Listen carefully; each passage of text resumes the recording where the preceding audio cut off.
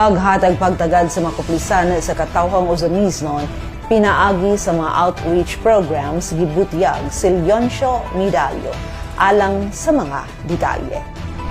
Ang malungtarong kalambuan sa dakbayan sa Ozamis resulta sa lig-on nga pananghiusa tali sa Team Asenso Ozamis Administration ubos sa pagpanguna ni Mayor Attorney Henry Indy Waminal Jr. uban sa suporta ni Governor Henry S. Waminal og ni Second District Representative Congressman Sancho Fernando Ando Waminal og sa mga kapulisan sa syudad. Ang unity sa tanang sektor nakahatag og dakong kausaban hinungdan sa sunod-sunod nga zero crime rates sa mga kalihukan o kasaulugan sa syudad tungod usab sa kalinaw o kasaligan sa panggobyerno misaka ang ihap sa mga negosyante nga misalig sa Ozamis nga usa sa mga rason sa pagkabot sa dakbayan isip second class city. Ang mga nakabot nga kalampusan o kadaugan mao ang gipresentar ni Ozamis City Police Station OIC Chief Police Lieutenant Colonel Harvey Abellanosa sa Joint Peace and Order Council meeting adlong Lunes Enero 20 ning tuiga sa Asenso Ozamis Session Hall. Subay sa mga lakang sa pagmintenar sa kahusay ug kalinaw sa Ozamis, gihatagan usab og dakong pagtagad sa kapulisan ang pagpahigayon sa mga outreach program alang sa katawan. Usa niini mao ang outreach program nga gipahigayon sa Barangay Pulot ug Barangay Maningkol diin naglakip kini sa distribution sa naglain-laing mga ayuda ug serbisyo nga nakabenepisyo sa 198 ka mga recipients.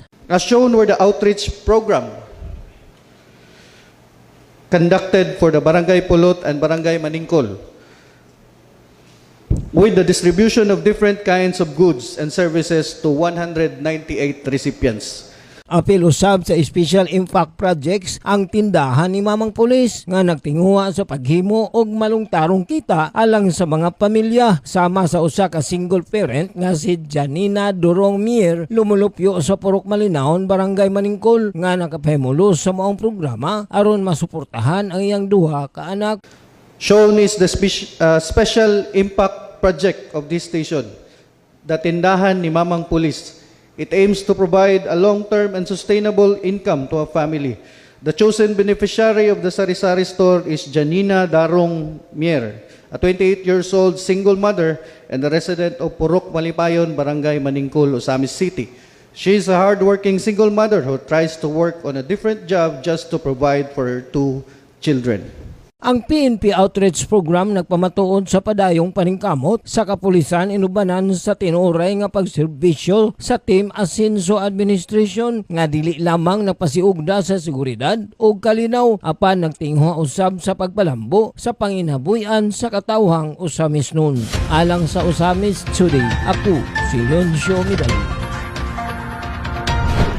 Salamat, Leoncio.